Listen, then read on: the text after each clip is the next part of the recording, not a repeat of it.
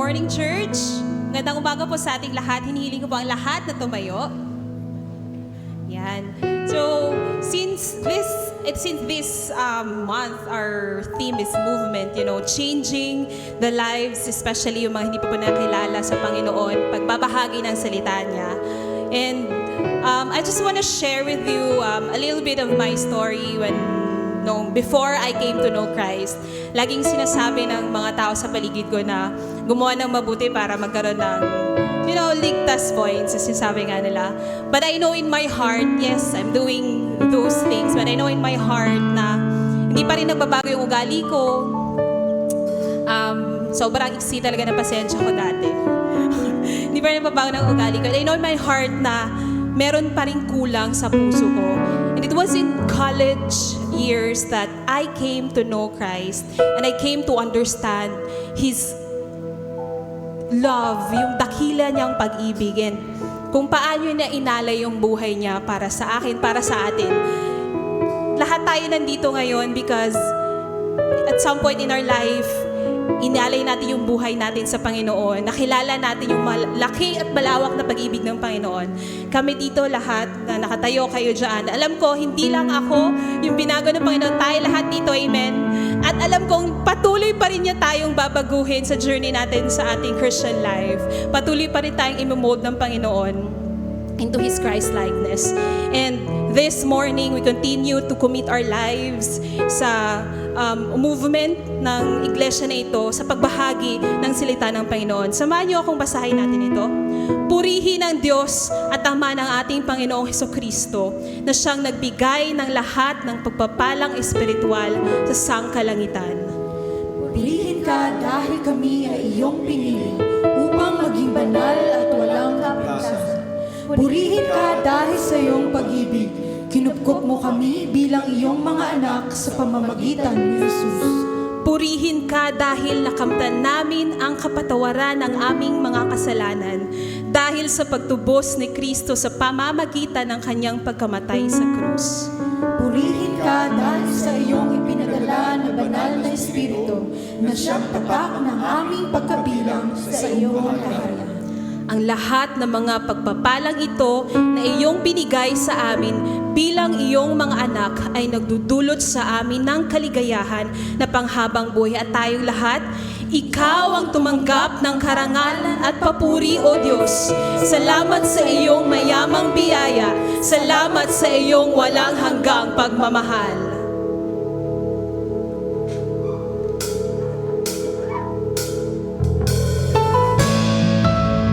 Together, let's sing this song as if you are singing this as your personal song.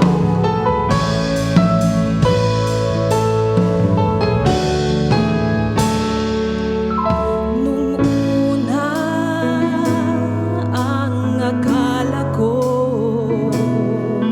ang buhay ko'y di na magbabago. At kahit ano pang gawin,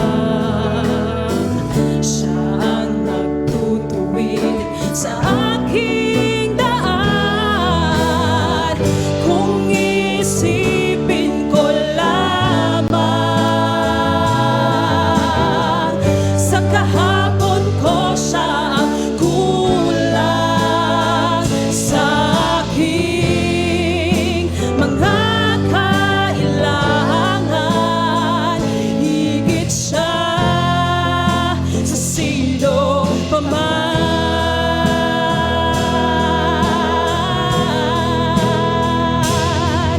Ang aking buhay ay binago niya magmula nang ako'y magpasya.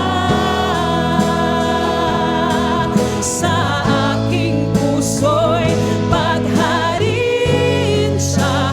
Anong himala, ako'y nag-iba. Kasalanan ko ay pinatawad. Ginawang anak niya sa langit pupunta. O kay buti ng Diyos at ako'y binago. Ang aking buhay ay binago niya magmula nang ako'y magpasya. Sa aking puso'y paghariin siya. Anong himala, ako'y nag-iba. Kasalanan ko ay pinatawad. Ginawang anak niya sa langit pupunta. O kay buti na Diyos at ako'y binago na.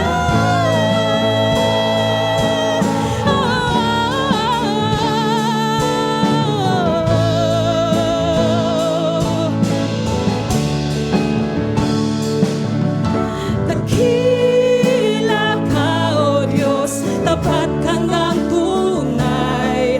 Magmula pa sa ugat ng aming lahi.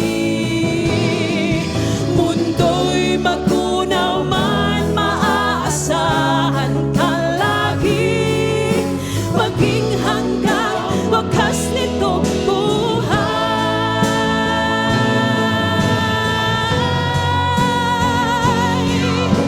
Dakila ka, O Diyos, sa habang panahon. Katapatan mo'y matibay na sandigan. Sa bawat bighati, tagumpay man ay naroon. Daluyan ang pag-asa kung kailangan hinahon.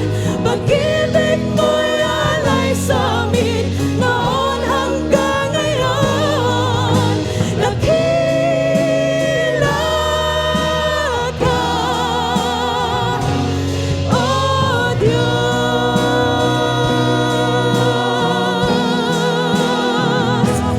O Diyos.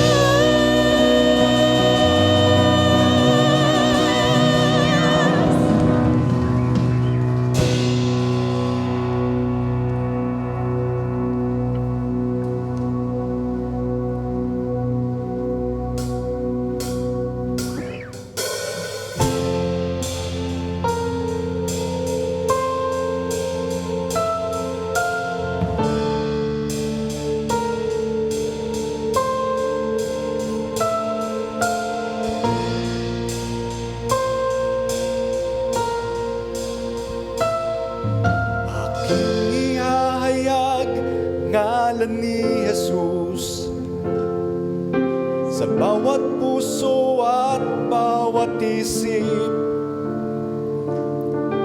May kapayapaan sa kanyang presensya sa ngalan ni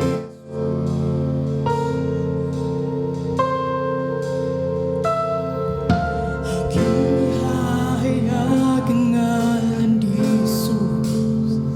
Hanggang kadilim ay mapagtagumpayan.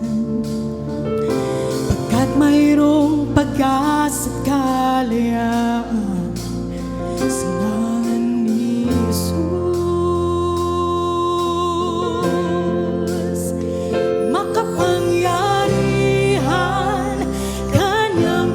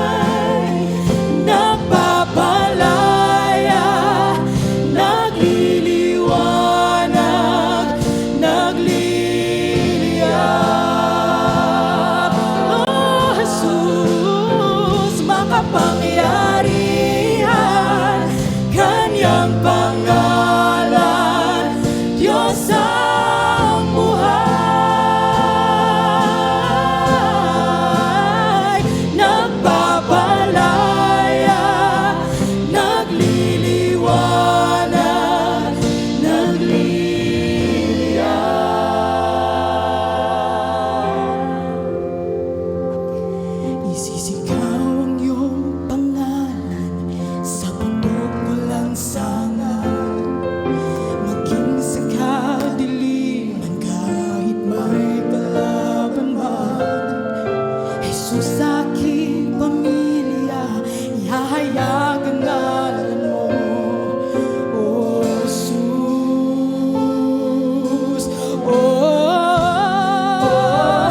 isisigaw ang iyong pangalan sa bundok o lansangan, maging sa kadiliman kahit may kalaban man. Jesus, aking pamilya, ihahayag ang ngalan mo. O Jesus, makapangyarihan, kanyang pangalan, Diyos ang lahat. Nagpapalaya, nagliliwanag, nagliliyab. Makapangyarihan, kanyang pangalan, Diyos ang buhay. Nagpapalaya, nagliliwanag, nagliliyab.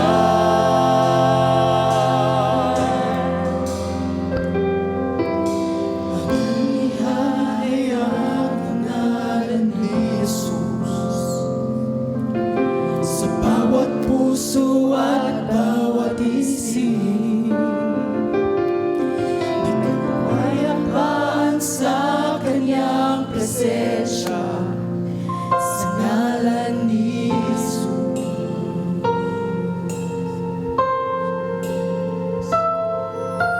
Aking ihahayag ang ngalan ni Jesus, hanggang kadilim ay mapagtagumpayan. Pagkat mayroong pag-asa at kalayaan sa ngalan ni Jesus. Ating isigaw, ating itaas ang pangalan ni Jesus. Isisigaw ang iyong pangalan sa bundok o lansangan, maging sa kadiliman kahit may kalaban man. Jesus, aking pamilya, ihahayag ang ngalan mo.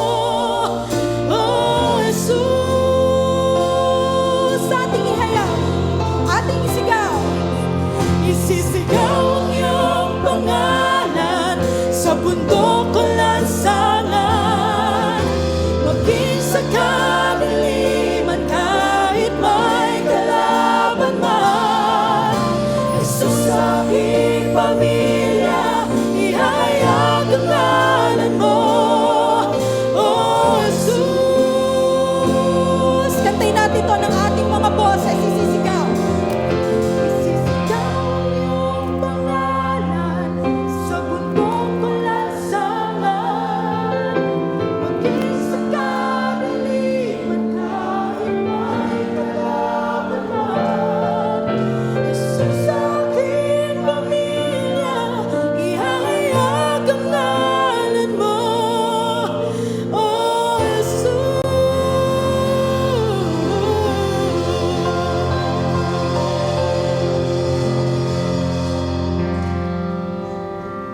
Let's pray, church.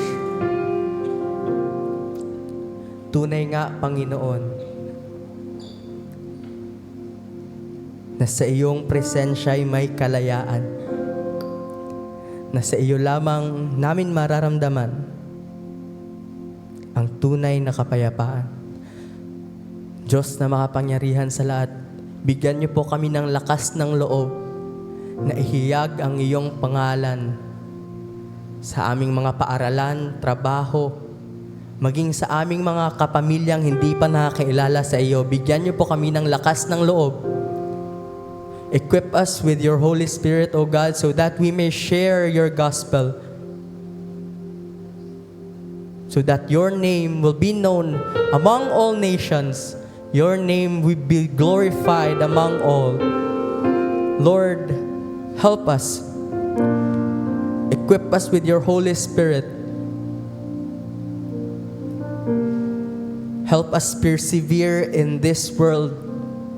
Alam namin, Panginoon, na mahirap mamuhay sa mundong ito, ngunit Ikaw ang aming Panginoon at tunay ngang napagtagumpayan mo na ang buhay sa mundong ito. Church, let's take this time to reflect. How can we share the name of God? How can we share the name of Jesus Christ in our own way?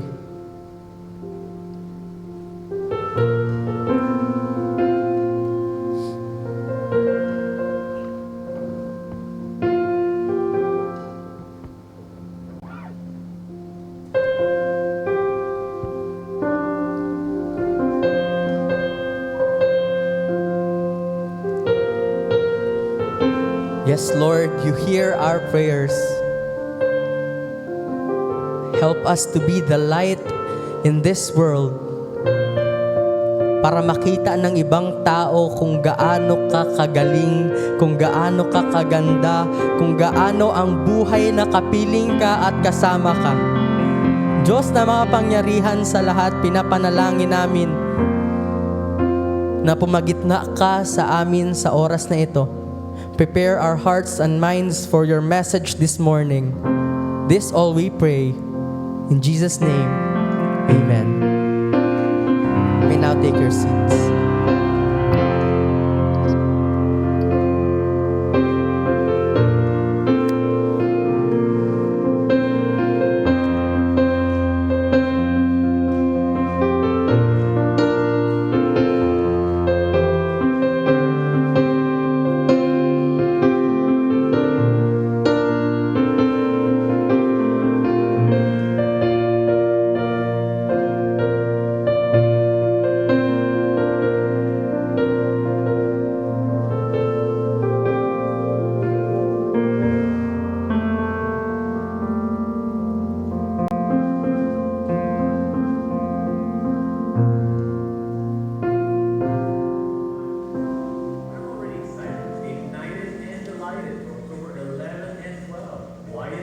Because the Fellowship Center Baptist Church Intentional Discipleship Conference is happening, and I'll be there October 11 as your plenary speaker. After the plenary, a Q&A session, so we'll really get to know each other. So if you are a D group leader or member, this is just for you. The theme this year, work in progress. Whew, I don't know about you, but that's for me. I want to listen, but I'll be speaking, so it'll be fun. I'll be speaking, I'll be listening, and learning with you guys, all right? So I hope you guys go there, because this is perfect, especially to be able to live out the battle cry. And what is the battle cry? Following Christ, becoming Christ-like. And if you want to do just that, then this conference is for you. Once again, October 11 and 12, I'll see you there.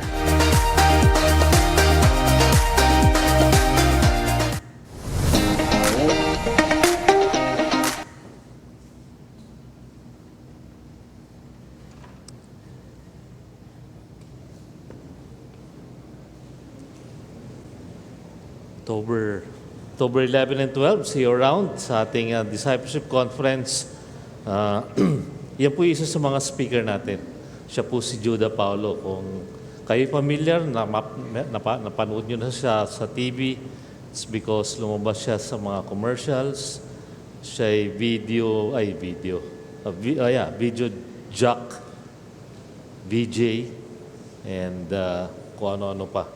At last, nakakuha tayong speaker mula sa CCF na pumayag, maluwag ang loob na pumayag na mag-speak sa ating kalagitnaan. So, see you around October 11 and 12 para sa ating Work in Progress Discipleship Conference. Sa umaga yun, pero sa hapon, meron pa rin yung si Sir Jerry Gambala. At pag-uusapan naman natin doon sa hapon, ano yung mga pwede natin gawin bilang mga mamamayan sa bansang ito para maabot natin ang bawat isa para kay Kristo. And then on Sunday naman, pag-uusapan natin dyan yung patungkol sa paano natin aabutin ating mga pamilya para kay Christ. Marami dito ang nag-reach out na sa kanilang mga families. We praise God for that dahil nagkaroon ng bunga, pamilya na ang dumadalo dito sa ating kalagitnaan. Okay, October 11 and 12 po yan. Pero bago tayo dumako doon sa October 11 and 12, tayo dumako muna sa kasalukuyan dito sa ating bansa, sa ating kinalalagyan ngayon. Bago tayo mag-discuss ng ating topic for today, panalangin muna natin yung mga kababayan natin na baka mamiligro dahil doon sa bagyo. No? Signal number 5 ang nakaambang sa Batanes. Meron bang taga Batanes dito? Si Pastor NJ, alam ko, taga Batanes to. Meron ba ibang taga Batanes dito? Wala na? Wala na, okay. Panalangin natin muna yung ating bayan. Dakilang Diyos, we'd like to commit to you yung aming bayan na namimiligro dahil dun sa banta ng malakas na bagyo. Humingi kami ng awa at habag sa inyo, Panginoon. Biyaya na rin. Nang sa gayon, Panginoon, hindi magdulot ng malaking kapinsalahan itong bagyo na darating sa aming kalagitnaan. Dalayan ko, Panginoon, na bibigyan nyo ng proteksyon ng bawat mamamayan, lalong-lalo na kung sila'y mga kapatid sa pananampalataya. Saan man dumako ang bagyong ito, Panginoon, humingi kami ng inyong tulong para hindi po masyadong malaki o kung maaari nga, walang pinsala na mangyari sa ngayong araw, bukas at sa mga darating pang araw. Gayon na rin, Panginoon, hindi lang doon dahil sa bagyo, kundi dahil rin sa habagat na siyang nagbibigay o magbibigay perwisyo rin sa maraming lugar dito sa aming bayan. Tulungan niyo, Panginoon, na makontrol yung mga ulan para hindi po magdulot ng malalaking baha sa aming kinalalagyan, sa aming bayan. Dito man sa Luzon, sa Visayas o sa Mindanao. Umaasa kami, Panginoon, na inyong pinakinggan at bibigyan katugunan na aming panalangin. Pero yung kalooban niyo pa rin na masunod, Panginoon. Tulungan niyo kayong pasakop ng buong buo sa inyong kalooban. Sa pangalan ni Jesus na aming dalangin. Amen. Okay, dako tayo. Movement na pinag-uusapan natin the past 2 Sundays.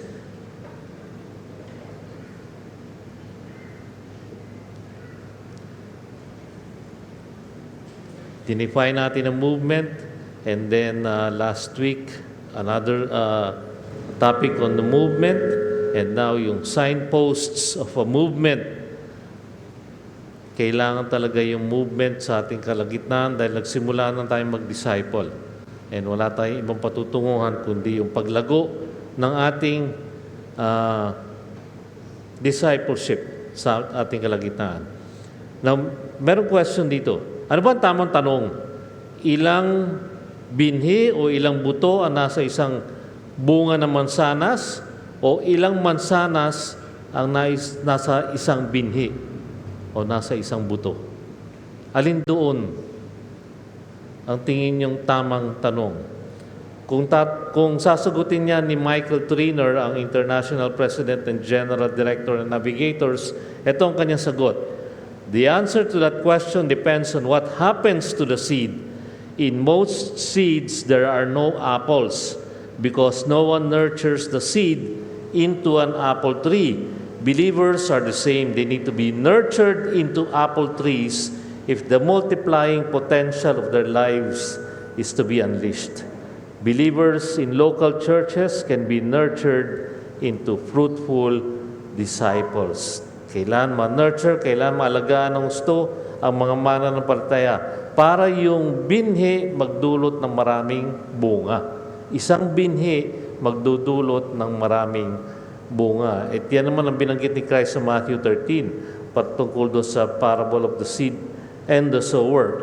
In fact, doon sa verse 23, binanggit ni Christ, pinaliwanag ni Christ yung bagay na yun. Sabi niya, the one whom seed was sown on the good soil, this is the man who hears the word and understands it, who indeed bears fruit and brings forth some 100-fold, some 60, and some 30.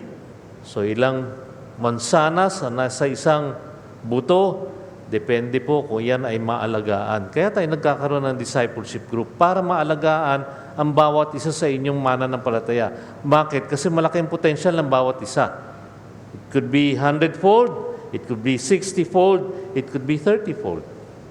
Bawat isa, malaki ang potential. Now, we need to be engaged doon sa pagtupad ng mandato ni Kristo. And that is to make disciples. At kailangan maging seryoso tayo dito. In that way, can disciples be multiplied? Okay? Hintayin muna natin.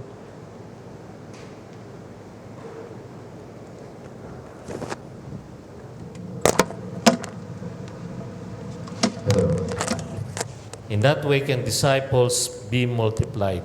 Si Bob McNabb, sa kanyang aklat, Spiritual Multiplication in the Real World, sabi niya, there is little chance any church or small group will develop a disciple-making culture if spiritual multiplication is not central in the vision.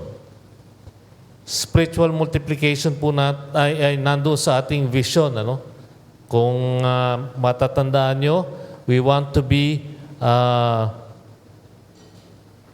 dynamic movement of Christ-like followers. Doon sa pag sinabi natin dynamic movement, pinag-uusapan doon spiritual multiplication. So, kung spiritual multiplication ang pinag-uusapan natin, then malaki ang posibilidad na magtagumpay tayo doon sa paggawa ng disciples. Pero hindi yun, yung tagumpay hindi natin hindi natin in-emphasize yun. In-emphasize natin because yun ang kalooban ng Diyos. Why? Because gusto niya magligtas. In fact, sa Peter sabi niya, di ba? He does not want anybody to perish but that all should come to repentance. Yun ay nais natin mangyari. So to become a movement, kailangan may spiritual multiplication. Ang tanong sa ating kalagitnaan ngayon dito sa FCBC, meron na bang movement? Matatawag na ba nating discipleship movement ito? Are we already existing as a movement? Or kung hindi naman, anong dapat natin gawin? So titingnan natin ang mga signposts ng isang movement, no? Ano ba ang mga palatandaan para masabi nating meron ng movement sa ating kalagitnaan? Number 1, there is concerted prayer happening all over the place, all over this church. Hindi lang prayer activities na madalas meron tayo, pero yung sense of desperation for Christ, yung desperate tayo for Christ na matupad yung kanyang gusto sa ating kalagitnaan. Kaya naman yung mga tao, they fervently pray and fast. Yun po yung dahilan kung bakit masugid ang pananalangin at nag-aayuno. Why? Because gusto nang magtagumpay yung gawain ni Christ. Ano yung concerted prayer? Also known as concerts of prayer. It refers to a structured and unified movement of Christians praying together, not just as a single event, but as an ongoing coordinated initiative. Ito'y sinimulan ni Jonathan Edwards noong mid-1700s at yung form of prayer na to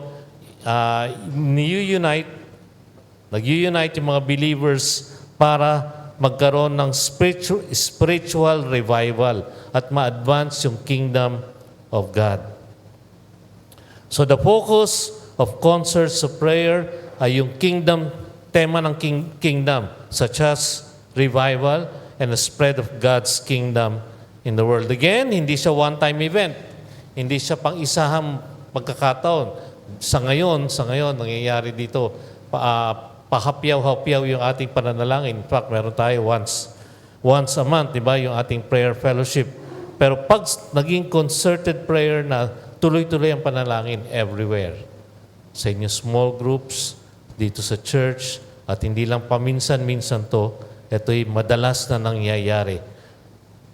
Para ano? Para kumalat ang kaharian ng Diyos sa buong mundo. Sabi ni John Piper sa kanilang concert of prayer sa kanyang church, one of the most important prayers you can pray right now is, Lord, make us hungry to pray.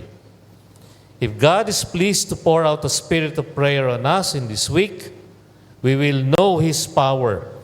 Ano mangyayari? Unbelievers will be converted. Sinful habits will be broken.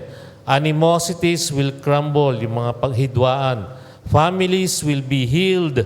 Boldness for Christ will rise. Hard people will become spiritually sensitive and tender.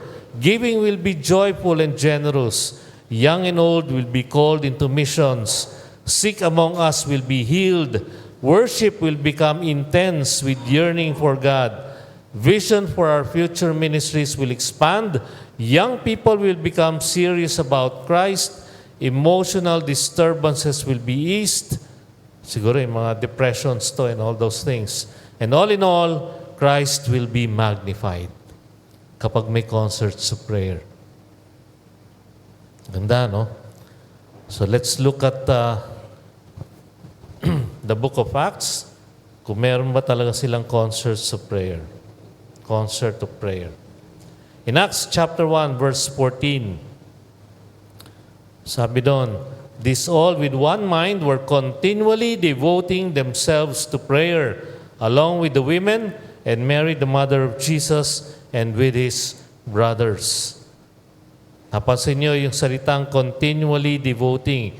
It means to be earnest towards, to persevere, and conveys the idea of carrying on, to be strong, to be steadfast about what you are doing. At dito sa puntong ito, sa pananalangin. It describes a steadfast, single-minded fidelity to a certain course of action. 10 times ginamit yung Greek word nito sa New Testament, and out of the 10 times, 6 of those ay ginamit sa prayer. The idea is to persist steadfastly in prayer. Continue with intense effort to be attentive, to persevere and not faint, to be constantly diligent, to attend assiduously and continuously. In fact, doon sa Acts chapter 1 na yun, na kung saan nag-gather yung 120, they were praying together, continually nga, sabi doon, devoting themselves, hindi lang once yun. Sabi ng mga komentarista, 10 days before the Pentecost yun. So during the 10 days na nangyayari, naghihintay sila sa Pentecost, in those 10 days, masidhi yung kanilang pananalangin. Ganun yung continually devoting themselves to prayer. Again, in Acts chapter 2, they were continually devoting themselves to the apostles' teaching, to fellowship, to the breaking of bread, and to prayer. Masidhi ang pananalangin. Acts chapter 1, nananalangin sila. Acts chapter 2, patuloy pa rin ang pananalangin nila, hindi sila huminto. Acts chapter 4, nung sila'y persecuted na, when they heard this, they lifted their voices to God with one accord and said, O Lord, it is you who made the heaven and the earth and the sea and all that is in them, who by the Holy Spirit through the mouth of our father David, your servant, said, why did the Gentiles rage and peoples devise futile things? The kings of the earth took their stand, and rulers were gathered together against the Lord and against his Christ. For truly in this city there were gathered together against your holy servant Jesus, whom you anointed, both Herod and Pontius Pilate, along with the Gentiles and the peoples of Israel, to do whatever your hand and your purpose predestined to occur. And now, Lord, take note of their threats and grant that your bondservants may speak your word with all confidence, while you extend your hand to heal, and signs and wonders take place through the name of your holy servant Jesus. And when they had prayed, the place where they had gathered together was shaken, and they were filled with the Holy Spirit and began to speak the word of God with boldness. Gandang panalangin yun, ano? Lord, huwag niyong hayaan na mahiya kami sa iyo. I mean, huwag namin kayo ikahiya. In Acts chapter 6, the apostle said, "But we will devote ourselves," again the word devote, "to prayer and to the ministry of the word." In Acts chapter 9, si Paul, nung naligtas, sabi ng Diyos kay Ananias, "Get up and go to the street called Straight and inquire at the house of Judas for a man from Tarsus named Saul, for he is praying." Acts chapter 10, the next day, as they were on their way and approaching the city, Peter went up on the housetop about the 6th hour to pray. And in Acts chapter 13, yung mga binanggit na mga pangalan doon, when they had fasted and prayed, and they laid their hands on them, they sent them away. So tuloy-tuloy yung panalangin. Masidhing panalangin, hindi pansarili. Mapapansin ninyo, ang kanilang panalangin ay patungkol sa paglaganap ng kaharian ng Diyos dito sa lupa. Kailangan may concert of prayer tayo. Sabi ni Bob McNabb ulit, something you will notice if you have the privilege of getting immersed in a multiplication culture where prayer is abundant and natural is that a passion for Jesus and His kingdom is what leads people to their knees. May passion ba kayo for Christ and His kingdom? Nandun ba? Naglalagalab, tama ba ang aking salitang Tagalog? Nagliliyab ba ang iyong puso para kay Kristo at para sa Kanyang kaharian? At sabi ni Bob McNabb, do you want to multiply your life? Look for people who are passionate about God and love to fellowship with Him in prayer. Begin to intentionally hang out with them. You will soon find yourself praying a lot more. Nakakahawa daw yung panalangin ganun. No? Kaya hanapin mo yung mga taong ganun. Sana tayong lahat ganun. Para hindi lang tayo dito ang nakikinabang sa paglaganap ng kaharian ng Diyos, but even other churches, even other believers na hawa na sa atin. Pangalawang palatandaan, transformation of individual lives. Hindi lang change ng behavior, kundi pagbabago ng puso. Yung sense of brokenness and God dependence. And they're living out yung beatitude sa kanilang kalagitnaan. In Matthew chapter 5. Transformation of individual lives. Kaya tayo nagkakaroon rin ng mga testimonies dito para makita natin God changes the hearts of people. Kung paano niya binabago yung puso, kung mula dito sa kadiliman, patungo doon sa katuwiran, kaliwanagan. Because we want to see, we want you to hear about God transforming the lives of individuals. In Acts chapter 4, itong sabi, now as they observed the confidence of Peter and John, nung simula, takot itong mga ito. Di ba? Dininay nga ni Peter si Christ. And understood that they were uneducated and untrained men, they were amazed and began to recognize them as having been with Jesus. Transformed lives. Acts chapter 5, but Peter and the apostles answered, "We must obey God rather than men." Nakaharap na sa kanila yung parusa na ibibigay ng mga Pariseo, pero sabi nila, "We must obey God rather than men." Di bali nang maparusahan kami. Transformed lives. Acts chapter 6, Stephen, full of grace and power, was performing great wonders and signs among the people. And eventually, Stephen was stoned, pero hindi niya ikinahaya yung kanyang mensahe.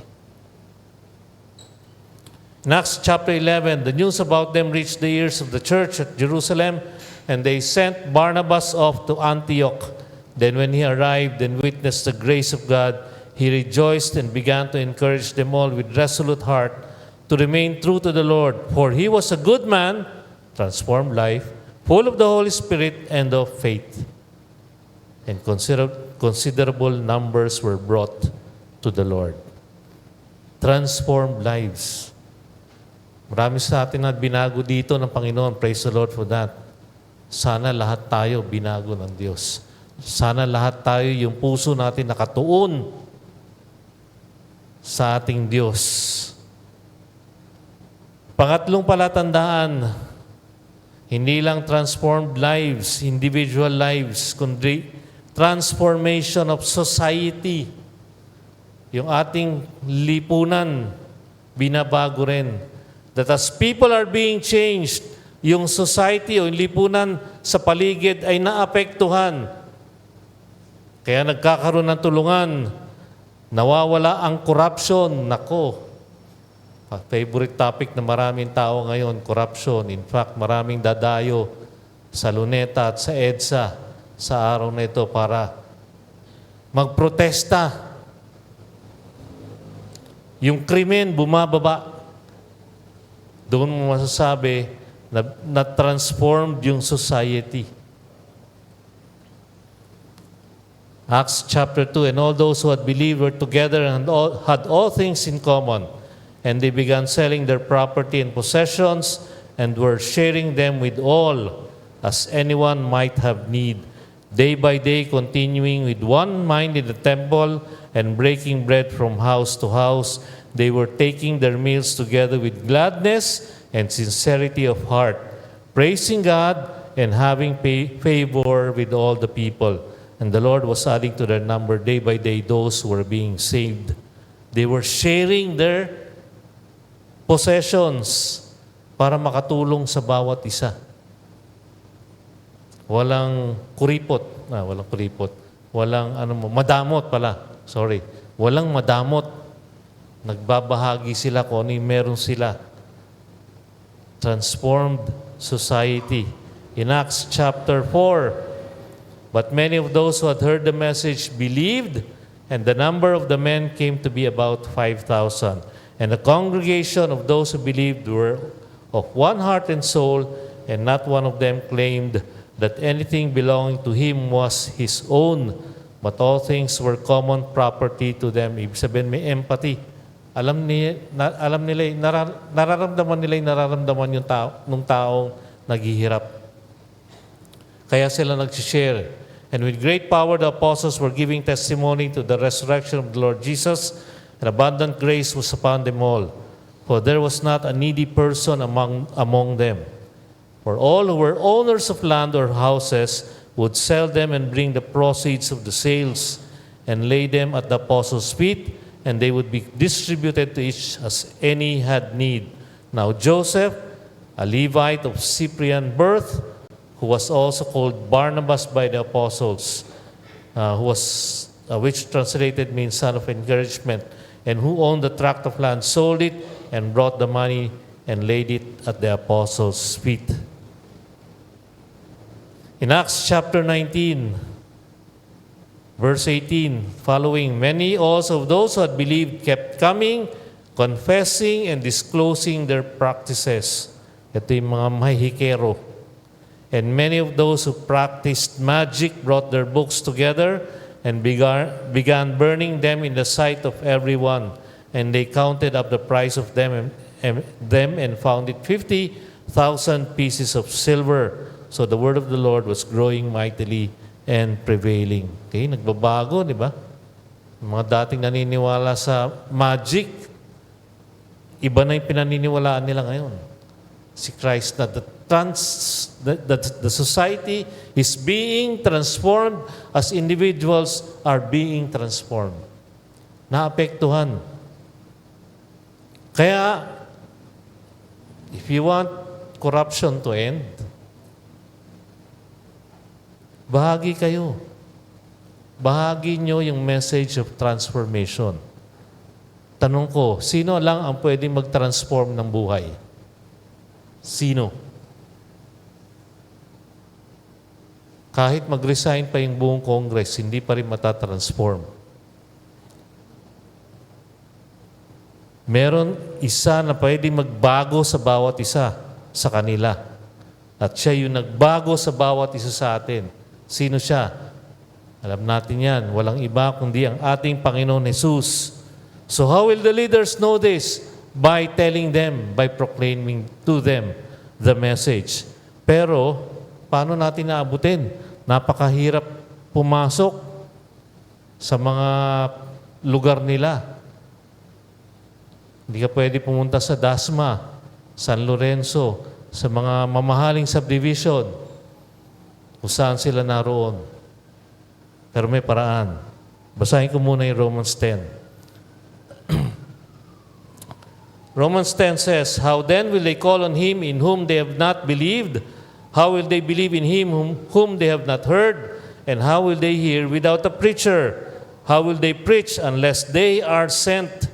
Just as it is written, how beautiful are the feet of those who bring good news of good things." Mahirap nga umabot doon sa ating mga leaders dahil napakataas ng kanilang estado ng buhay. Tayo nasa mababa. Pero the good news is, habang gumagawa tayo ng mga alagad, habang gumagawa tayo ng mga disciples, along the line, yung mga na-disciple natin, pwede natin, maari silang umabot doon sa mga taong ito. Kaya, let us continue to make disciples. Bakit maraming artista ngayon na nagiging followers of Christ? Sino nag-abot sa kanila? Meron kasing may mga nag-aabot, may mga nag-share sa kanila. Kaya umabot doon sa isang artista. Yung artista, sinera niya yung kapwa-artista. So anong nangyayari ngayon? Lumalawak doon sa kanilang industry yung pangalan ni Kristo. Why? Because meron nagdi-disciple. Merong mga nagdi-disciple. At yun ang panawagan sa bawat isa sa atin. Gumawa tayong disciples because as we continue making disciples, aabot yan doon sa mga taong mahirap abutin. Kaya huwag tayong maging harsh sa ating mga leaders kung hindi naman tayo gumagawa ng disciples. Tayo rin kasi ang problema. Because our lives, transformed lives, ang siyang nagkakaroon ng effect sa society. Number 4, manifestation of God's glory and power. The things that are happening can only be explained as a work of God. Pwede tayong mag-create na environment for spiritual movement, pero si Kristo lamang ang pwede talaga magbago nito. At habang pinapahayag natin ang Ebanghelyo, nagkakaroon ng conversions, nagkakaroon ng mga opportunities para ibahagi pa si Christ. In Acts chapter 2, they were continually devoting themselves to the apostles' teaching and fellowship, to the breaking of bread and to prayer. Everyone kept feeling a sense of awe, and many wonders and signs were taking place through the apostles. Bakit? Makapangyarihan ng apostles? Hindi. Because God is manifesting His glory and power through them. Nagkakaroon ng open doors. Yung conversion ni Cornelius, na hindi naman siya Hudyo. Pati yung mga kamag-anak niya at close friends niya, naligtas. Why? God is opening doors as we continue to make disciples. Last, the multiplication of the disciples of Christ. Multiplication of disciples of Christ. At least, sana sa bawat isa sa atin may 4 generations of disciples. Katulad ng binanggit ni Paul kay Timothy, di ba? From Paul to Timothy to faithful men to others. 4 generations. Sa Acts chapter 6, the Word of God kept on spreading and the number of disciples continued to increase greatly in Jerusalem. And many of the priests were becoming obedient to the faith. Pati yung mga priests nila, saserdote nila, sa panahon na yun na mahirap rin abutin, ay naabot ng Ebanghelyo. Why? Because continuous ang discipleship. Even si Paul, na persecutor, naabot ng gospel. At dahil kay Paul, maraming churches ang nabuo. Even in Acts chapter 9:31, so the church throughout all Judea and Galilee and Samaria enjoyed peace, being built up and going on in the fear of the Lord and in the comfort of the Holy Spirit. It continued to increase.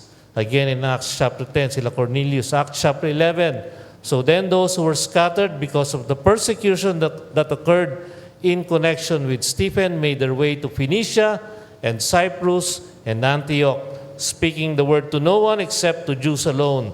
But there were some of them, men of Cyprus and Cyrene, who came to Antioch and began speaking to the Greeks also, preaching the Lord Jesus. And the hand of the Lord was with them, and a large number who believed turned to the Lord. So hindi lang mga Hudyo to, pati mga Gentiles, naabot na ng gospel. In Acts chapter 5, all the more believers in the Lord, multitudes of men and women were constantly added to their number. So nagkakaroon ng spiritual multiplication. Acts 16, so the churches were being strengthened in the faith and were increasing in number daily. So yun po yung mangyayari kapag tuloy-tuloy ang discipleship. Maraming nakakakilala kay Kristo at nagkakaroon ng maraming henerasyon ng mga mananampalataya. Para sa CCC, meron silang 2 categories for this. Isa yung mover, isa yung multiplier. Sino yung mga movers? Disciples who are sharing their faith and have at least one follow-up. At least one follow-up. Na-share na niya, and then pina-follow up na niya. Yun yung mover. Pero meron multipliers. Ano yung multipliers? Disciples who have their own disciples who are movers. So yung, halimbawa ako, meron akong disciple, meron siyang disciple, at meron siyang disciple, at may disciple. Mahaba na yung linya, kumbaga. Multiplier ang tawag doon. Where are we? Nasa mover ba tayo o nasa multiplier tayo? Let's try to reach yung multiplier stage. Meron tayong ginawang doon sa ating DNA, doon sa ating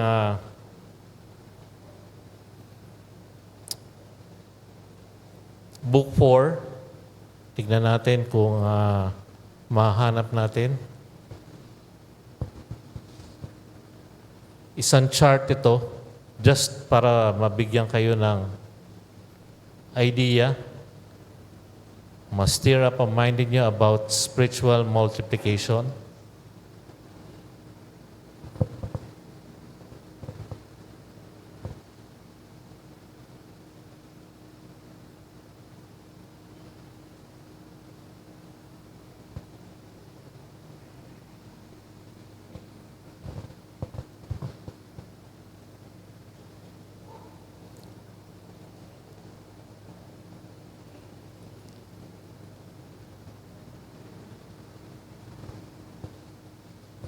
Okay, tignan natin yung chart. Yan.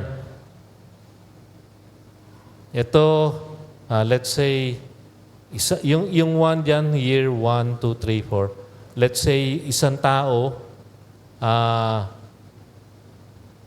nag-witness to, everyday siya mag-witness. So definitely, lahat tumanggap, definitely in 365 days, magkakaroon ng additional 365 converts, right? Tama ba? Pero, let's say yung isang tao na yon, nag-disciple lang ng 2. Yun lang, 2. For the whole year, 2 lang siya. Okay. In year 2, magdo-double yung 365, so 730 ang nadagdag na converts. Pero yung nagdi-disciple ng 2, yung 2 magdi-disciple din, magdo-double yun. Magiging 4 sila. Paano natin naabutin yung buong mundo? Napakalaki ng buong mundo. 100, ilang billion? 17 billion people around the world. Anyway, as you go along the line, 1, 2, 3, 4, 5, 10 na yan, ano? In 10 years, nadagdag 3,650, sa multiplication, 1,024 pa lang. Pero in 16 years, 5,840 ang nadagdag doon sa multiplication, 65,000 na. Nakuha ninyo, sa discipleship nagkakaroon ng spiritual multiplication. Yun ang idea. Kaya ang gusto ng Diyos talaga, ang command niya is to make disciples. Why? Kasi ang idea ng discipleship ay spiritual multiplication. At sure way yon, the best way yon to reach the world for Christ in a short span. Ito'y theory lang to, theory. Pero pwede natin gawin. Pwede natin gawin. Just think, itong tinitignan natin dito, isang mananampalataya lang. Ilan tayo nandito ngayon na mananampalataya? Let me ask this. What would happen if God chose to use hundreds, tayo dito ngayon, of Christians to bring into reality a worldwide spiritual movement of multiplication?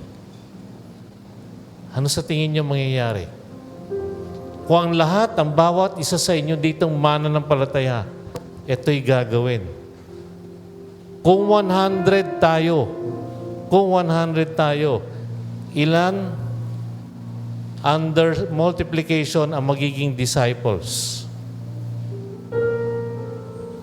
Pwede ba natin sabihin 65,536 times 100? So ilan lahat yun? In 16 years, we could have produced 6 million? Tama ba? 6 million disciples. And every one of them reproducing, hindi humihinto. Hopefully, nakuha na natin yung idea ng Diyos. Kung bakit sinabi ni Christ, go and make disciples of all nations. Gusto niya maabot ang mas maraming tao in a short span of time. And the challenge for each one of us here, let us make disciples. Let us make disciples. And to think, ang command ni Christ ay hindi lang dito sa ating lugar. Sinabi niya sa Matthew 28, all nations.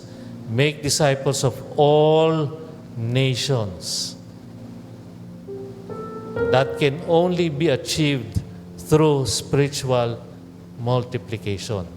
At pag-uusapan natin yan, yung all nations na yan, next week sa ating pagtatapos ng pag-aaral patungkol sa movement. Will you take the challenge? Will you take the challenge? Making a disciple starting now. kung hindi pa kayo gumagawa. Kung gumagawa na kayo, keep on doing it. Let's pray.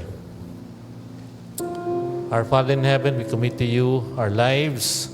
Kami seeds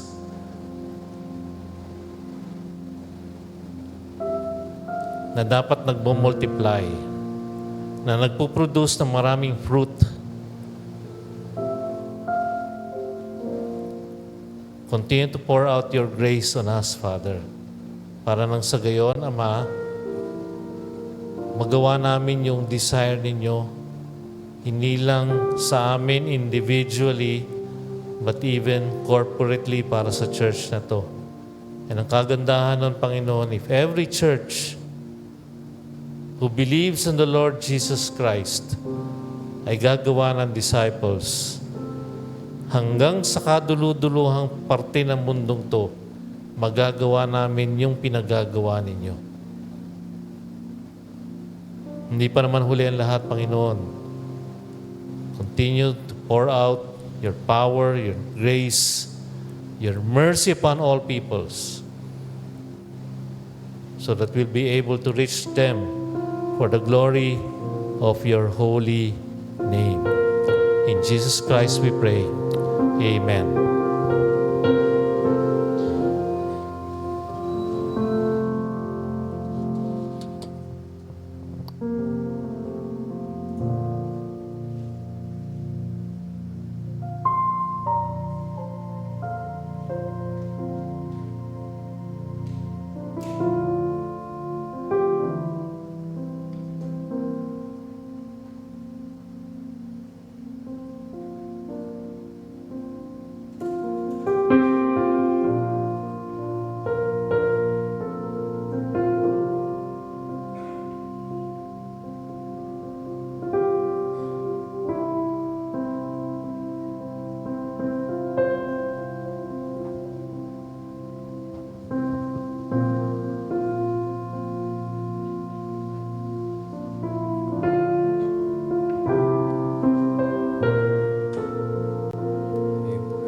Share ko lang, no? Just if you want to see transform lives, we need to have transform behavior and transform hearts. So, good morning. Ako po si Joshua.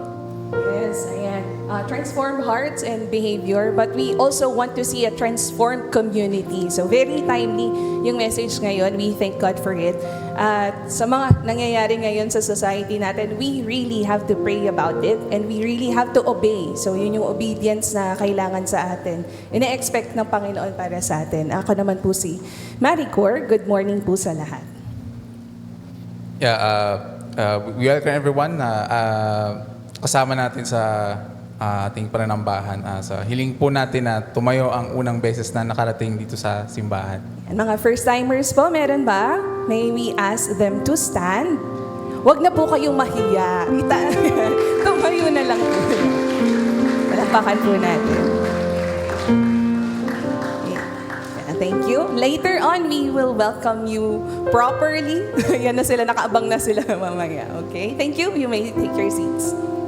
And sa mga first time na nakarating, and of course sa mga nakasama na natin every Sunday, you are highly encouraged to be part of FCBC Intentional Discipleship Conference or IDC on October 11 and 12. And we also have posted mga QR codes around the chapel. Hanggang third floor meron yan, no? So, sa second floor meron on both sides. Dito naman sa baba, kapag hindi nyo pa talaga po yan nakita at hindi pa kayo nag-register, kayo na yan, ha?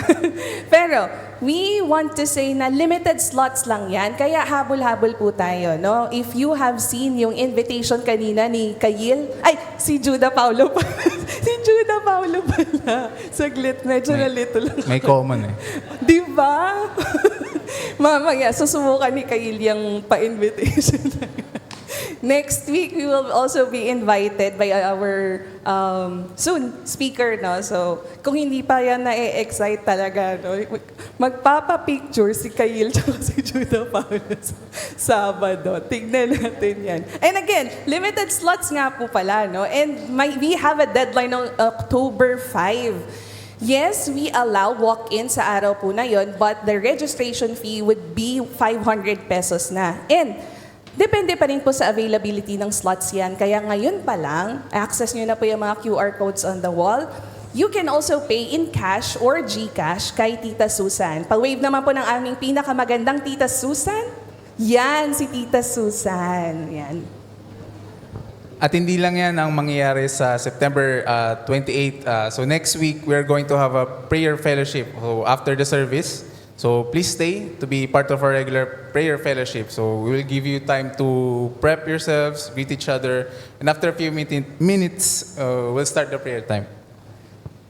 Etong time na po na to, pwede pong pakitaas ang mga kamay ng ladies, mga kababaihan. Kung hindi po kayo part ng children, ng men at ng genuine, yan, mas mataas po. Yung mas maganda, mas mataas yung kamay. Yun, no? Hanggang taas po. Opo, we invite you sa September 28. Sunod-sunod yan, no? September 28, may prayer fellowship. Tapos may ladies fellowship din po. You are also invited. That would be 2 p.m. up until 4 p.m. sa 3rd floor po. Agahan natin kasi 3rd floor pa po kayo aakyat, no? We welcome everyone po. Kahit hindi regular, bring your friends with you. Mga, ano nyo po, mga... Women's Fellowship. Yes, thank you very much, Kuya. Women's Fellowship on September 28, 2 to 4 p.m. po. Thank you. And we have been blessed sa ating message earlier. We also will be blessed again and have the opportunity to listen to another testimony kung paano po binago ang kanyang heart ng Panginoon. We welcome on stage Miss Jeneline Pahutini.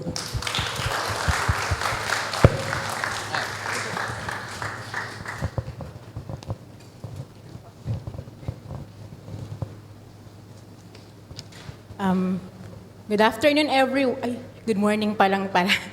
Sorry. So, magandang umaga po sa inyong lahat. Napakilala na po ako ni Cor. So, para po sa mga hindi pa po nakakakilala sa akin, ako po si Jeneline. Hindi po Jennifer, kasi akala Jennifer yung pangalan ko. Jeneline Pahutining, pero mas kilala po ako sa tawag na Jen dito sa church. So, lumaki naman po ako sa pamilyang may iba't ibang pananaw at paniniwala sa Diyos. But it took a while before I fully understand the true meaning of salvation. So I was saved during a camp held in Antipolo, hosted by FCBC po. So during that time, wala pang mga D groups. Meron kaming camp counselor na met niya ako once after ng camp, pero hindi na yun nasundan. So the church people were kind and warm, but I still found myself struggling to go back to attending church. Hindi ko alam kung dahil ba sa distance, dahil malayo kami nakatira, or tinatamad lang ako magbiyahe, or nawala lang yung fire na usually nangyayari after every youth camp. So wala na akong mga kabatch dito ngayon. Yan. So eventually, I decided to follow Jesus Christ through water baptism. I became active in the children's ministry and used to go to children's centers para magturo ng mga bata. I was also sent to FCBC Pinagbuhatan, Pasig to assist with the mission work by teaching kids and handling the youth. Then after 2 years, the church closed and we were asked to go back to the main church. Ang sabi ni Pastor Miguel, sabi niya, balik ka na lang muna sa main church and magpalakas ka na muna. So I went back here. Then nagkaroon ng mga changes dito sa church. From a regular Sunday school ay nagkaroon ng mga discipleship groups. Dito nag-umpisa yung mga groupings or parang accountability group. I was in the group of mothers led by Tita Maricon, wala siya, and Tita Charity, and I was the youngest then. So iniisip ko kung bakit doon ako sa group na yun napunta. Ang sharing time namin ay mostly about sa mga motherly things na kung minsan ay hindi naman ako makarelate. And nakikinig ako and minsan ay nagbibigay din ng mga opinions. That time, I felt na ang layo ko sa mga kaedad ko sa church. Hindi na ako makarelate sa kanila. Eventually, I realized that God put me in that group because I needed to be in that group. Yung way of thinking, yung tulad ng pagmamanage ng bahay, pagdideal sa mga anak na teenagers, ay eventually mararanasan ko rin pala. So God gifted me these moms with wisdom and I learned a lot from them. I eventually opened up to them and shared to them my experience in Pasig, yung mga challenges and disappointment ko doon, especially when the church was closed. And they made me realize that God is in control above all things. At ang pagtatapos ng ministry doon sa Pasig ay ayon sa kanyang plano and beyond what I can control. Tapos nagkaroon ulit ng mga changes sa groupings. This time, mas na-emphasize yung pagiging intentional about having your own D-group. Yung sasali ka sa D-group, hindi dahil yun yung inassign sa'yo ng church, but because there will be intentionally and accountability present in that group. May mga nag-aya sa akin na mga young professionals that time, na doon na lang daw ako sumali sa kanila because I can relate to them. And my D-group leader said na sige lang kung saan mo gusto ipag-pray mo lang. I prayed for it and still ended up with a group of married women and mothers at that time. Still, I was the youngest. It was an unexpected friendship for me dahil magkakaiba kami ng age range. After finishing book 1 to 3, our discussions and sharing time are mostly about motherhood and family, but I never felt out of place nor excluded. They always make me feel included and they value my input. Being the eldest child, I feel na nagkaroon ako ng mas maraming tita and ate through my D group. In 2018, I experienced one of the most painful seasons of my life. Sorry po. Many of you know the challenges I faced that year dahil madalas ko itong nababanggit in every testimony. It was the year that both of my parents were hospitalized. My mother was diagnosed with stage 4 cancer and eventually passed away after 4 months. And around the same time, my father also fell seriously ill due to complications of diabetes, where amputation of his toes were necessary to save his limb. So kailangan pong putulin yung mga daliri po niya sa paa that time. The situation left me vulnerable, scared, and broken. I always describe that situation like a war zone, na parang nasa front line ako na kapag may nalaglag na bomba, ako yung unang tatamaan. But I choose to surrender to God's plan and again experience His overflowing grace through the love and support of my church family and of course my D group. I receive every kind of support, spiritual, mental, emotional, and even financial. Lagi ako nakakatanggap ng mga messages ng pangangamusta, words of encouragement, call just to check on me or kung kumakain ba ako, unexpected financial help, pagbibigay ng mga gamot na kailangan ni Papa, even practical guidance kung paano po ba pumunta ng DSWD kasi hindi ako marunong. I remember one time, isa sa mga kasama ko sa D group ang dumalaw sa ospital even after working hours, yung patapos na yung visiting hours, just to pray for my mom. This act of kindness and love carried me. So whenever I look back to those times, lagi ako naiiyak. Yes, because that was painful, but more than that, I remember God's grace that sustained me. During those times that I was weak, His love reached me through the people in my D group. The challenges didn't stop after my mother passed away. In fact, the burdens became heavier because of the responsibilities I have to face. Imagine grieving, then managing our home. Nakakapagod, minsan nakakapanghina ng loob. May mga times na gusto ko na lang sumuko sa buhay. But they are always there to support me. With them, I can be vulnerable and open my heart. They know my struggles, and whenever I feel down or exhausted, they remind me of God's strength and promises to His children. Hindi ko na maisa-isa kung ano pa yung mga ginawa nila para sa akin. But their actions and our every discussion led me to see who our Lord is. Every time na magkakausap kami, lagi kong sinasabi sa kanila, Ate, pinagpipray ko na dumating yung araw na maibalik ko lahat ng tulong na binigay ninyo sa akin. And their response is always, hindi mo naman kailangan ibalik yun, Jen. You should pay it forward. Pass it on to others. Nung una, hindi ko alam kung ano ibig sabihin ng pay it forward. I mean, how do I pay it forward? I mean, in what capacity I can pay it forward. During that time, our D group leaders always encourage us to evangelize and disciple someone. Marami mga programs ang church, may mga trainings, workshops related to disciple making. As response, I did share the gospel, talk to people, and become intentional to them, trying to express the love of God gave me first. I also did a 1-minute witness, but for some reason, everything ended without me realizing it. Sometimes, nagpaparamdam sila kapag gusto lang nilang mag-share o itanong yung mga kaguluhan sa mundo o yung pagiging unfair ng buhay. And after pouring their hearts, wala na ulit sila. Sa isip ko, ganito pala yung disciple making. Ang hirap naman pala. Isipin mo, di ko nga makumpleto yung 7 hours na tulog ko. And you will spend time with them, pero mawawala rin naman sila o babalik lang kapag kailangan ng comfort. So nakakapagod and that's too much work for me. At first, I thought ay mali sila o baka ayaw lang talaga nila. But then, I had a realization that the problem wasn't them. Ako pala.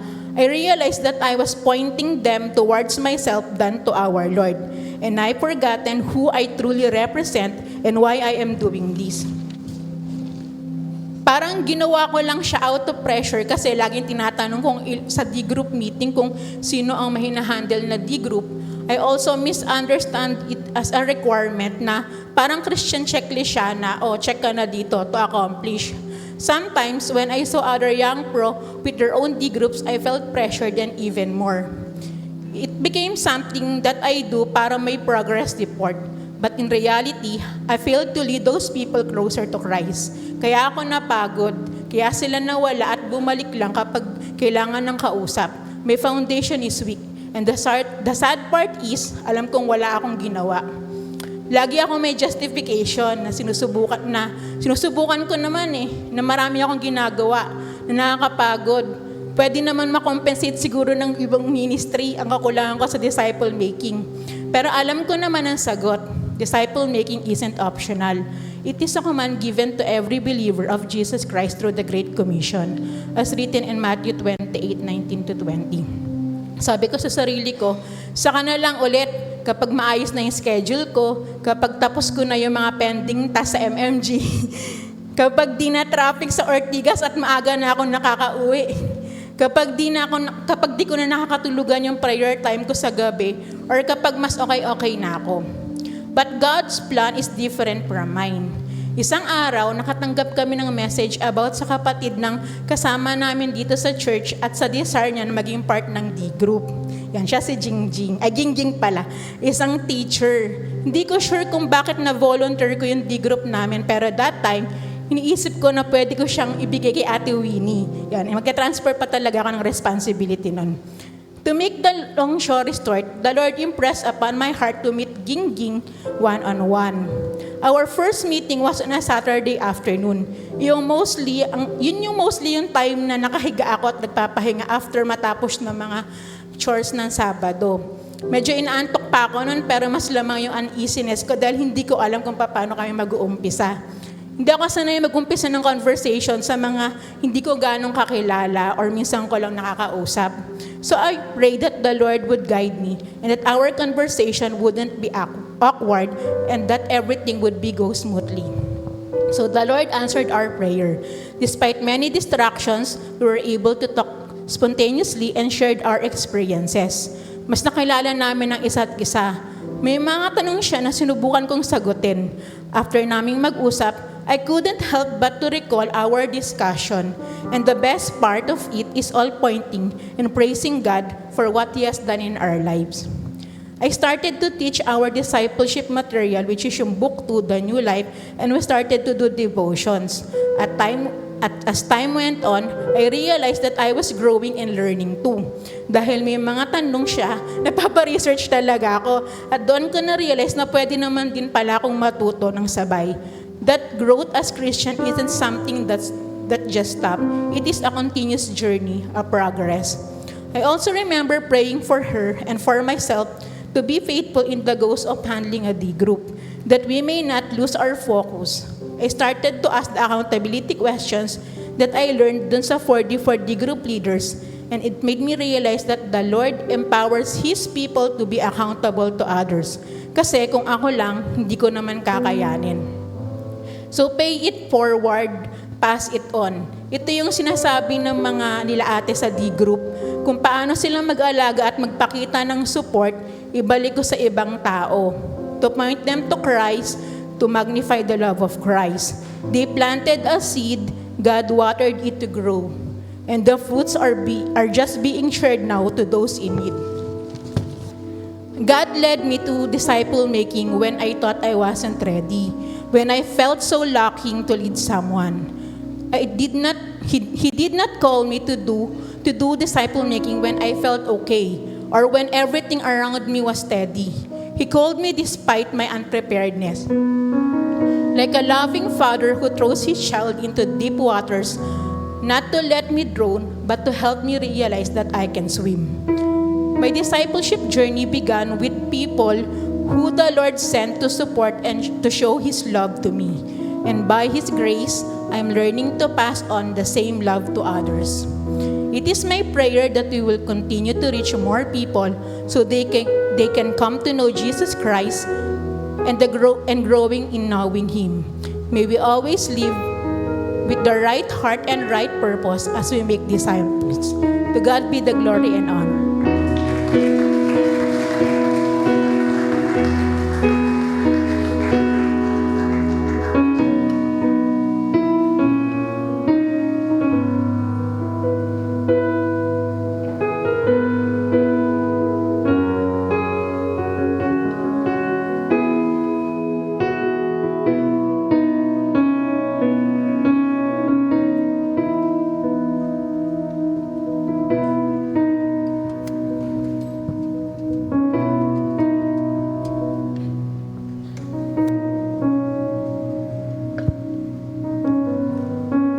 Thank you, Ate Jen. Sana na-encourage tayo na sumali sa mga D-group, umattend. Kahit na mahirap, although ganun talaga.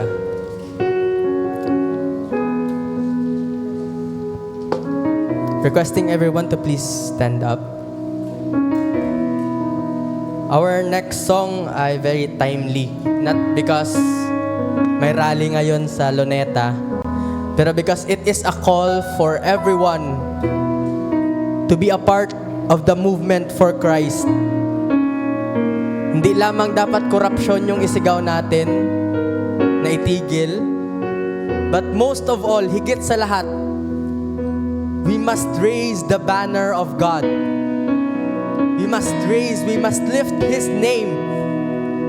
Imagine that each and every one of us bring at least one. That's double. How much more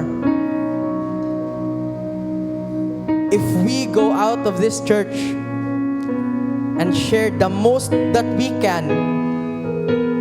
Gaano kaya kadami yung number natin compared sa number ng nasa Luneta? Imagine each and every soul in that place would know Christ. And that is the challenge that we Christians as the church must do. So church, let us sing Awit ng Bayan.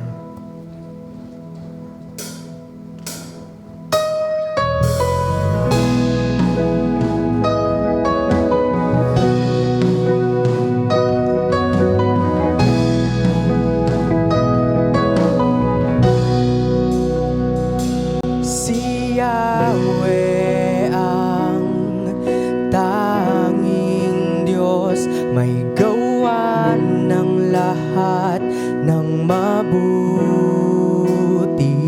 ang lahat ng nilikha mo'y sumasamba sa iyo. Si Yahweh ang tanging Diyos, may gawa ng lahat ng mabuti, ang lahat ng nilikha mo'y sumasa samba sa'yo. Ang aming baya'y pinupuri ka, itinataas, dinadakila. Ang aming puso ay isang umaawit sa'yo. Mapalad ang bayan na iyong ibinukod, mapalad ang bansang sa'yo lamang sumusunod. Maghari ka't manahan sa aming pagpupuri, ikaw lang, O Diyos. Mapalad, mapalad ang bayan na iyong ibinukod, mapalad ang bansang sa'yo lamang sumusunod. Maghari ka't manahan sa aming pagpupuri, ikaw lang, O Diyos.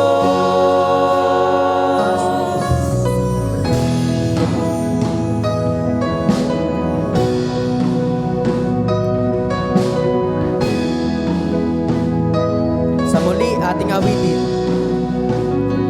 si Yahweh ang tanging Diyos, may gawa ng lahat ng mabuti.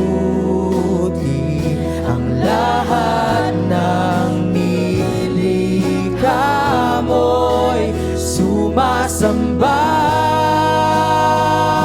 sa iyo. Ang aming bayan, pinupuri ka, itinataas, dinadakila. Ang aming puso ay isang umaawit sa'yo. Mapalad ang bayan na iyong ibinukod, mapalad ang bansang sa'yo lamang sumusunod. Maghari ka't manahan sa aming pagpupuri, ikaw lang, O Diyos. Ikaw lang, O Diyos.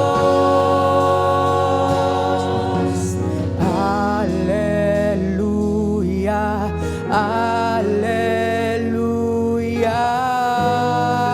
Pinupuri ka namin. Alleluia, alleluia. Pinupuri ka namin.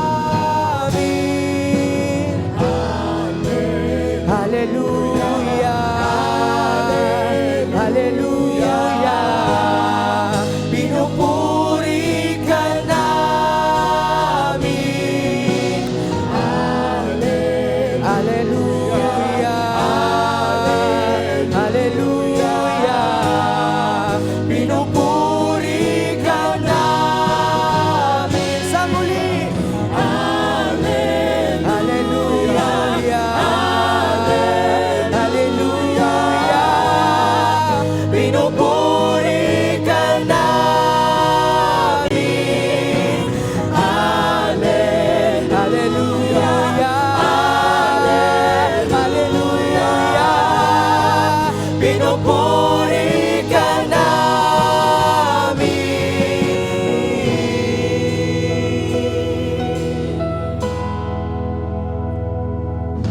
Mapalad ang bayan na iyong ibinukod, mapalad ang bansang sa'yo lamang sumusunod.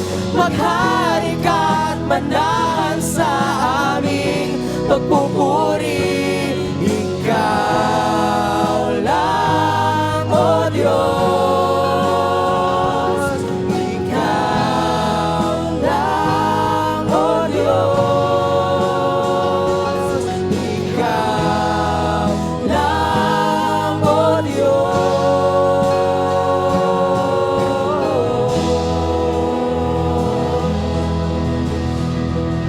Tunay na ikaw lamang ang Diyos, Panginoon.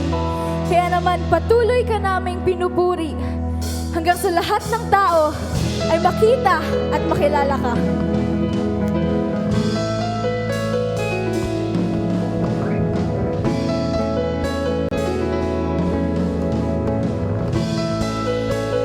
Sing the song, church. Every tribe will see your glory.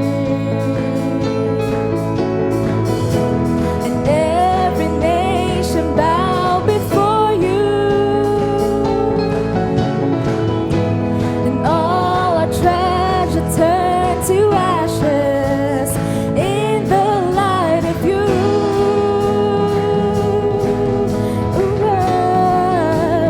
As we're singing, holy is the Lord Almighty. Only you are worthy, worthy of it all. Every child will see your glory. Every nation bow before you. All our treasure turns to ashes in the light of you.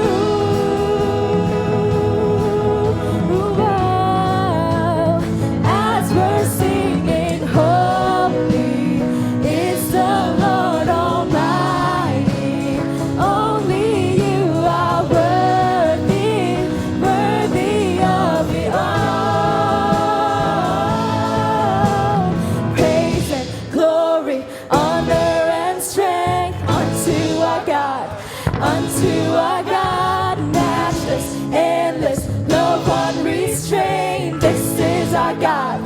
Every tribe sing praise and glory, honor and strength unto our God, matchless, endless, love unrestrained. This is our God. Every tribe sing, ayo, ayo, ayo, ah. Ayo, ayo, ayo, ah. Ayo, ayo, ayo, ah. Ayo, ayo, ayo, ah. There is no one like our God. No one. There is no one like our God. There is no one like our God. There is no one like our God. Wala kang katulad, O Diyos. Wala kang katulad, O Diyos. Oh, wala kang katulad, O Diyos. Wala kang katulad, O Diyos. No hay nadie como nuestro Dios. No hay nadie como nuestro Dios. No hay nadie como nuestro Dios. No hay nadie como nuestro Dios. There is no one like our God. We say there is no one like our God. There is no one like our God. There is no one like our God. Praise and glory, honor and strength unto our God, matchless, endless, love unrestrained. This is our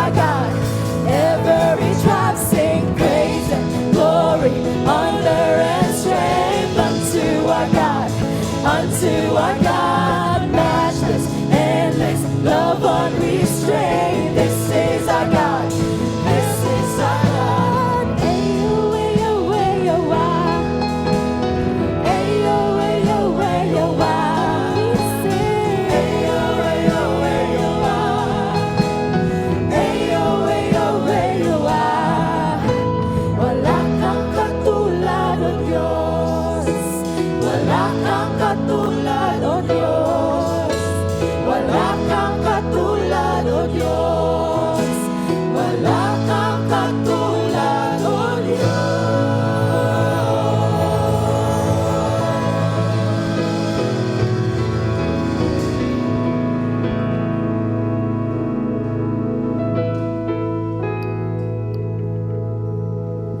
Tayo po'y manalangin. Aming makapangyarihan, nagpapasalamat kami sa iyong presensya sa aming kalagitnaan ngayon.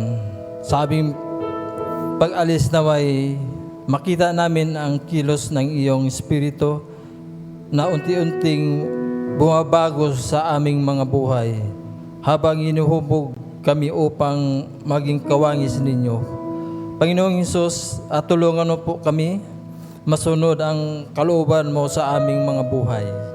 Panginoon, upang ang aming mga buhay ay maging mabunga at magbigay kalwalhatian sa iyong pangalan.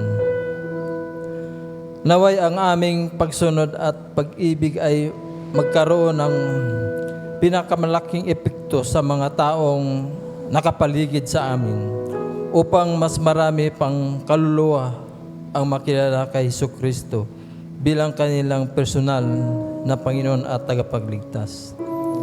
Itataas din namin sa iyo ang mga may karamdaman. Hipuin mo po sila ng iyong mapagpalang kamay. Pagalingin ang kanilang katawan. Alawin sila, ipagkaloob mo ang lahat ng kanilang mga pangailangan at palakasin ang kanilang pananampalataya. Inaala din namin ang aming mga kababayan na maaring dumanas ng mga kalamidad at bagyo. Panginoon, ingatan mo sila sa ilalim ng iyong makapangyarihang proteksyon. Bigyan mo po ng karunungan, malasakit ang aming mga leader sa pamalaana upang matugunan ang mga pangailangan ng aming mga kababayan. Ngayon nawa ang biyaya ng ating Panginoong Jesucristo, ang pag-ibig ng Diyos Ama at ang pakikisama ng banal na Espiritu ay sumasa atin lahat, ngayon, magpakailanman. Amen at Amen.